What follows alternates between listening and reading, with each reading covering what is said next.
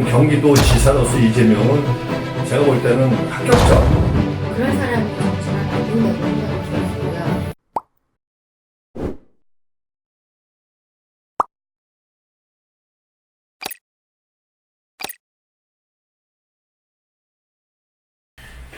뭐 도덕적으로 조금 뭐 문제가 있다고 보는 의견도 있는 것 같고, 그러니까 윤리적 측면에 이재명은 이제 과연 어떤 사람인지 대부분 공통적으로 여기까지는 네. 인식을 같이 하는 것 같아요. 많은 분들이.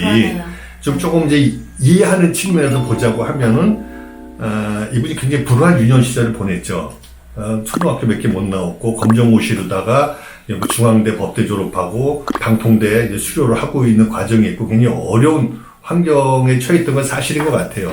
그러다 보니까 형제를 포함해서 가족 간의 불화가 있었고, 그래서 그 형제에 대한 욕설, 또 강제 입원, 또 형이 또 정신적으로 온전치 못한 건 사실이었고, 이 과정에서 뭔가 가족이 뭔가 좀 소통을 하고, 그래야 되는데도 불구하고 형은 형대로, 동생은 동생대로 이렇게 원만치 못했던 것 같아요. 그리고 이 이재명 지사가 현상적으로 나타나는 것만 보더라도 굉장히 직설적이고 과격해요. 그러다 보니까는 주변에서 마찰을 많이 일으키고, 또 민원인들과도 마찰을 일으키고 하는데, 이런 것들을 감안하더라도 개인이 이래도 사실은 야, 저 사람 뭐 좀 문제 있는 거 아니야? 이럴 정도인데, 지금 당시에 그 성남시라는 대도시의 그 행정을 책임지고 있는 사람의 태도로서는 참 볼 수가 없고, 아무리 불우한 환경에서 자랐다고 하더라도 노무현 대통령도 굉장히 불우하게 자랐어요. 그분도 역시.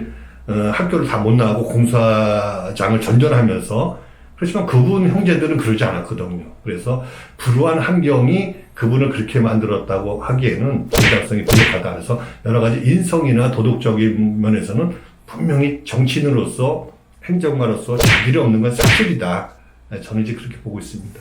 부인께서 하는 인터뷰를 제가 UBC를 통해서 많이 봤는데 너무 힘드시지 않았을까. 근데 이 형제라는 게 성향이 또 비슷하지. 한배에서 나오다 보니 그 성향이 같이 형도 뭐 못지 않았겠지 않았나. 똑똑하셨다면서요. 그 형이 더. 그분께서 동생이 자기를 그렇게 자기가 한마디 했다고 모라토리움에 대해서 그 얘기가 너 왜 그렇게 그것까지 안 해도 되지 않았냐고 얘기했을 때 그걸로 인해서 형제간의 불화가 시작됐다라고 제가 알고 있거든요.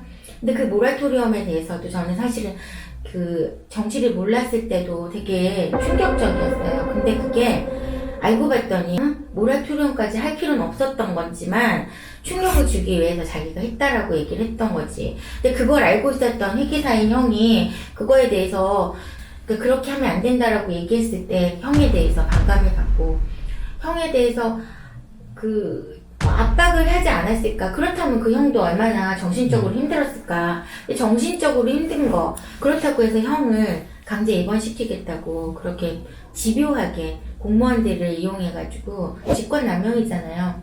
그런 식으로 했다라는 건 너무 끔찍하다고 저는 생각이 들어요. 그래서 그런 사람이 정치인이 되고 그 지자체 단장이 되고 대통령이 된다고 하면 누구는 이 사람에 대해서 너 이거는 아닌 것 같으라고 얘기했을 때 그게 안 갈 사람이 있을까라는 생각을 하게 됐고, 그런 사람이 정치를 하면 안 된다고 생각이 들었고요. 옛날에 형제복종 같은 사건이 있었잖아요. 우리가 생각할 때 이렇게 대명천지에 그런 일 생길 수 없더라고 얘기하잖아요. 우리 그렇게 된다라는 거 이명박근혜 때 배우지 않았습니까? 저는 다시 그런 일이 발생하지 않을 거라고 생각했는데 노무현 대통령을 거치면서 우리나라가 많이 민주화가 됐기 때문에 언론 탄압 이런 거는 없을 줄 알았어요. 국민의 향해서 물대포 쏘아가면서 사람을 그런 식으로 인권 유린할 줄 몰랐는데 그거 순식간이더라고요. 위정자가 어떤 사람이 되느냐에 따라서 법이 얼마나 헌신짝처럼 벌어지는지 우리 다 봤잖아요. 그렇기 때문에 그런 사람이 뭐 도지사가 된다는 게 끔찍했기 때문에 선수 바꾸라고 저는 당당히 요구했었습니다. 제발 좀 바꿔달라. 왜 저런 사람이냐. 왜 저런 사람을 하필 저렇게 흠 많은 인간을 지자체장으로 지금 공천을 주느냐에 대해서 당원들이 얘기를 했잖아요. 그럼 좀 듣는 신용이라도 해줘야 되는 거 아닙니까? 저는 민주정당이라고 하면서 이렇게 당원 말을 무시하는 줄 당 몰랐어요. 관련해서는 다음에 질문이 있으니까요. 예, 그렇게 하고요. 그것도 아까 좀 제가 좀 정정하고 싶은 것은 네. 그 권한남용 형의 그 강제 입원에 대해서 이제 법원에서 이제 무죄 판결을 내렸죠. 다만 이제 그 부분에 대해서 TV 토론 과정에서 그 강제 입원 사실이 있느냐는 질문에 이제 없다고 한 그 부분이 허위사실 유포라고 해서 300만 원 벌금을 받아서 살 텐데 하여튼 그 권한남용은 없다고 1심, 2심으로 아니, 입원을 못 시켰으니까 그거에 네. 대해서는 죄를 못 받겠지만 그러니까, 네. 입원을 시키려고 하면서 했던 짓들이 근데 있잖아요. 지금 그 당시 지금 나온 게 의원 우리 이제 보건의료법상 이제 병원에 강제 입원시키려고 하면은 의사의 진단이 필요한데 의사의 진단을 갖다 받을 방법이 없는 게 환자가 안 가니까. 그래서 지금 이재명 측 얘기로는 강제 입원을 시키려고 간 게 아니라 일단 의사한테 진단을 받아야 되는데 의사 왕진을 못 오니까 그 진단을 받기 위해서 이제 갔다. 그 시도했다가 이제 못 근데 간 너무 건데. 웃기는 게 그런 걸 하고 싶으면 가족들이 원래 사실은 제일 힘들어서 가족들이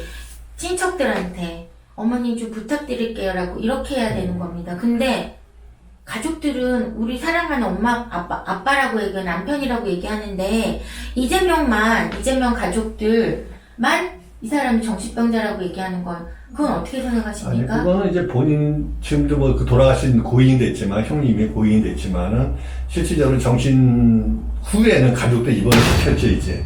그래서 왜냐하면 그 사람 잠을 못 자니까. 그렇고, 그 전에도 그 행위를 보면은 몇 번의 그 자동차를 갖다가 사고를 낼 뻔한 적도 아니래요, 있었고, 그거는. 어쨌거나 사실은 아니에요. 그런 얘기가 그렇습니다. 있었고, 예. 또 과도하게 이제 그 성남시청을 찾아와서 공무원들한테 행패 부렸다는 얘기도 있고 한데, 그건 뭐 재판 과정에서 나왔던 얘기고 증거도 나온 얘기긴 한데 그거는 좀 맞았던 것 같아요. 다만 저는 그것도, 잠깐만. 말씀하실 때 말 끝난 다음에 예.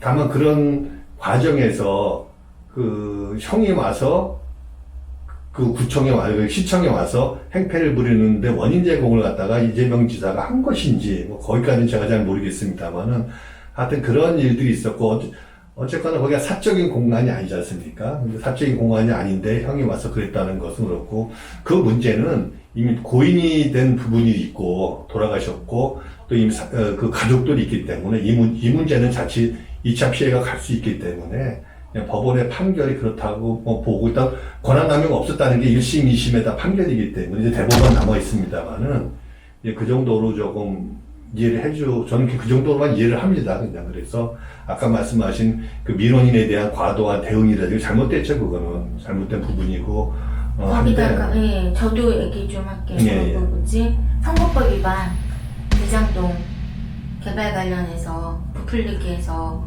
선거에 이용한 거 맞잖아요. 그걸로 지금 그 300만 원 나온 거 아닙니까? 아니, 그건 아니고 지금은 이제 그 선거 때 그것도 이제 무죄가 됐어요. 그것도 무죄가 됐는데 저는 그 무죄라는 것도 받아들이기 힘듭니다. 그거는 제가 또 유심히 봐서 하도 저는 이제 사실 이재명 지사도 크게 관심이 없는데 논란이 되니까 1심, 2심 재판을 보니까 대장동이 뭐냐면 이제 그 도시개발 사업을 하는 거예요. 재개발을 하는데 처음에는 이제 그 민간 사업자한테 맡겨놨더니 이게 좀 이재명 지사가 보기에 야 이게 굉장히 잘하면 수익이 생기는데 시에다가 도움이 되고 우리 경기도가 아니었죠. 성남 시민한테 우리가 수익이 생기는데 왜 민간 사업한테 줄까 해서 그거 이제 그 시행사를 갖다 성남시가 맡은 모양이야. 맡으면서 이제 민간 업자들을 들어와서 계약을 하는 과정에서 자 우리한테 얼마 줄 수 있느냐 해가지고 민간 사업자가 우리 얼마 드리겠습니다. 그래서 그냥 계약을 한 모양이에요. 근데 그 계약을 이재명 지사가 또 변호사 출신이다 보니까는 이걸 확정 금액으로 해라. 이걸 갖다가 잘 되면 이렇게 줄 게가 아니라 확정 금액으로 해라. 해가지고 그 자리에서 확정 금액을 한 모양이에요. 사업이 얼마가 남든지 내가 손해를 봐도 이거를 갖다가 물어주겠다는 식으로 했는데 물론 손해는 더 많이 벌었겠죠. 민간 사업자도. 그래서 확정된 금액인데 물론 그 선거 때 할 때는 그게 아직 사업이 안 끝났기 때문에 종료가 안 됐기 때문에 검찰에서는 야 사업 종료가 안 됐는데 왜 네가 벌써부터 이렇게 이익을 얘기하냐 했던 거고, 이재명 지사는 무슨 소리냐, 이게 확정됐다고, 이 사업이 아직 안 끝났지만 사업이 끝나면 이 돈을 주겠다고 이미 픽스졌는데, 그걸 좀 얘기하는 게 뭔 잘못이냐 해가지고 재판에서는 이것도 좀 무죄가 된 걸로 알고 있습니다. 그래서 그 300만 원 아까 말씀드렸듯이 형 입원 관련해가지고, 그때 권한남용은 무죄인데, TV 토론? 거기서 내가 그걸 시도하지 않았다는 식의 이제 말을 한 것이 허위사실 유포로다가 아마 300만 원 받고 나머지는 이제 다 하여튼 여러 가지로 문제적 정치인인 건 사실이에요. 최근에 우리 야권에서 진보 민주 이쪽에서 저렇게 조금 이슈화된 정치인이 사실 없습니다.